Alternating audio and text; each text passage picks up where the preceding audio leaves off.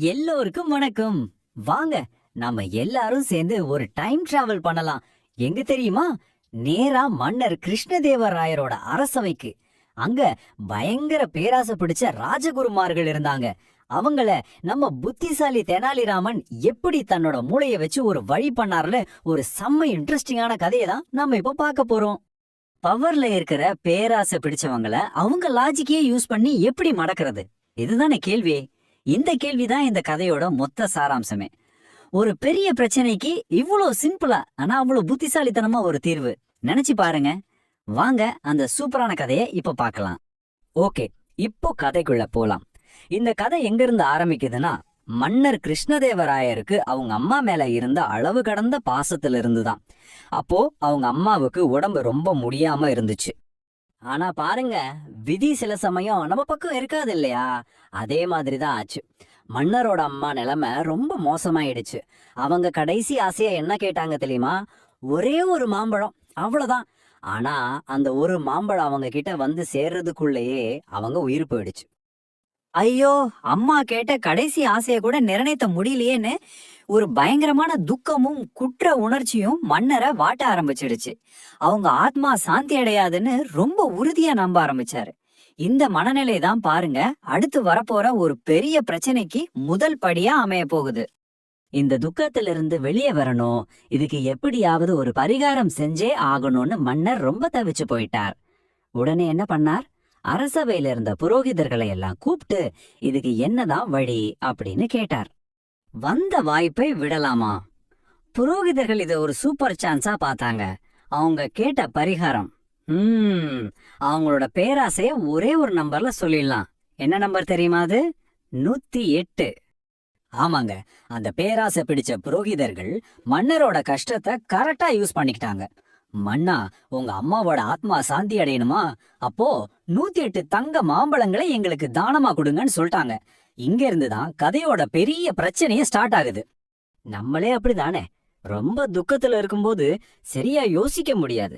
அதே நிலைமையில இருந்த மன்னரும் அவங்க சொன்னதை அப்படியே நம்பி சரி தங்க மாம்பழங்களை கொடுத்துடலான்னு ஒத்துக்கிட்டார். இப்பதாங்க என்ட்ரி கொடுக்கறாரு நம்ம கதையோட ஹீரோ, புத்திசாலி தெனாலிராமன். நடந்த அநியாயத்தை எல்லாம் பார்த்ததும் அவருக்கு ஒண்ணு மட்டும் தெளிவா புரிஞ்சிருச்சு. இந்த பேராசை பிடிச்ச புரோகிதர்களுக்கு வாழ்க்கையில மறக்கவே முடியாத ஒரு பாடம் சொல்லி கொடுக்கணும்னு முடிவு பண்ணிட்டார். அவரோட பிளான் என்ன தெரியுமா? கொஞ்சம் சஸ்பென்ஸா தான் இருக்கும். ஸ்டெப் 1, அந்த 108 புரோகிதர்களையும் ஒரு சடங்குக்கு கூப்பிடுறாரு. ஸ்டெப் 2, வீட்டுக்குள்ள வாங்கன்னு அன்பா வரவேற்கிறாரு. ஸ்டெப் 3, கதவை டமார்னு பூட்டிடுறாரு. ஃபைனலா பரிகாரம். ஆனா என்ன பரிகாரம்? வாங்க பார்க்கலாம். இப்பதாங்க தெனாலியோட மாஸ்டர் பிளான் எக்ஸிக்யூட் ஆக போகுது. உள்ள மாட்டிக்கிட்ட அந்த புரோகிதர்களுக்கு என்ன பெரிய ஷாக் காத்துட்டு இருக்குன்னு மட்டும் பாருங்க. கதவெல்லாம் பூட்டுனதும் தெனாலி நேரா போனார். பழுக்க காய்ச்சின ஒரு இரும்பு கம்பியை எடுத்தார். வரிசையா ஒவ்வொரு புரோகிதருக்கும் சூடு வச்சார். அடடா, அவங்க அதிர்ச்சியையும் வலியையும் கொஞ்சம் யோசிச்சு பாருங்க. இதுதான் தெனாலியோட பிளானோட கிளைமேக்ஸ். வழியில ஐயோ அம்மானு கத்திக்கிட்டே அந்த புரோகிதர்கள் எல்லாம் நேரா மன்னர்கிட்ட ஓடுனாங்க. மன்னா, தெனாலி எங்களை தாக்கிட்டான் அப்படின்னு புகார் செஞ்சாங்க. தங்களுக்கு பெரிய அநீதி நடந்துடுச்சுன்னு நினைச்சுக்கிட்டாங்க. இப்போ சீன் கட் பண்ணா அரசவை. மன்னர் பயங்கர கோபத்துல சிம்மாசனத்துல உட்கார்ந்து இருக்கார். முன்னாடி தெனாலி நிக்கிறார். அந்த இடமே ஒரே பரபரப்பா இருக்கு. என்ன நடக்க போகுதோ? தெனாலி, என்ன தைரியம் உனக்கு? ஏன் அந்த புரோகிதர்களுக்கு சூடு போட்ட அப்படின்னு மன்னர் கோவத்துல கத்துறாரு. இப்போ தெனாலி செஞ்ச அந்த விசித்திரமான காரியத்துக்கு ஒரு நல்ல விளக்கத்தை சொல்லியே ஆகணும். தெனாலி ரொம்ப கூலா ஒரு பதில் சொன்னார். ஆனா அது கேக்குறதுக்கு முதல்ல கொஞ்சம் சம்பந்தம் இல்லாத மாதிரி இருந்துச்சு. அவர் சொன்னாரு, மன்னா, எங்க அம்மாவும் ஒரு நோயால இறந்து போயிட்டாங்க. அவங்களுக்கு சூடு போட்டா நோய் குணமாயிடும்னு வைத்தியர் சொன்னார். ஆனா நான் அந்த சிகிச்சையை செய்யறதுக்குள்ளேயே அவங்க இறந்துட்டாங்க. பாருங்க, அவரோட பதிலுக்குள்ளதான் மொத்த புத்திசாலித்தனமும் ஒளிஞ்சிருக்கு. இங்கதான் இருக்கு ட்விஸ்ட். தெனாலி மன்னரோட லாஜிக்கையே வச்சு அவரை மடக்கினார். அதாவது, மன்னா, உங்க அம்மா ஆசைப்பட்டது நிஜ மாம்பழம். ஆனா அதுக்கு பதிலா தங்க மாம்பழத்தை இந்த புரோகிதர்களுக்கு கொடுத்தா உங்க அம்மா ஆத்மா சாந்தி அடையும்னு சொன்னீங்க இல்லையா? அதே மாதிரி எங்க அம்மாவுக்கு நிஜமான சூடு வைத்தியம் பண்ண முடியல. அதுக்கு பதிலா இந்த புரோகிதர்களுக்கு நான் சூடு வச்சா எங்க அம்மா ஆத்மா சாந்தி அடையாதான்னு கேட்டார். பாத்தீங்களா, புரோகிதர்களோட வாதம் எவ்வளவு முட்டாள்தனமானதுன்னு ஒரே கேள்வியில புரிய வச்சிட்டார். இந்த கேள்விய கேட்டதும் மன்னருக்கு எல்லாம் பளிச்சுன்னு புரிஞ்சிடுச்சு. அதுதான் அந்த ஆஹா மொமெண்ட். தெனாலியோட புத்திசாலித்தனத்தை நினைச்சு அவரால சிரிப்ப அடக்கவே முடியல.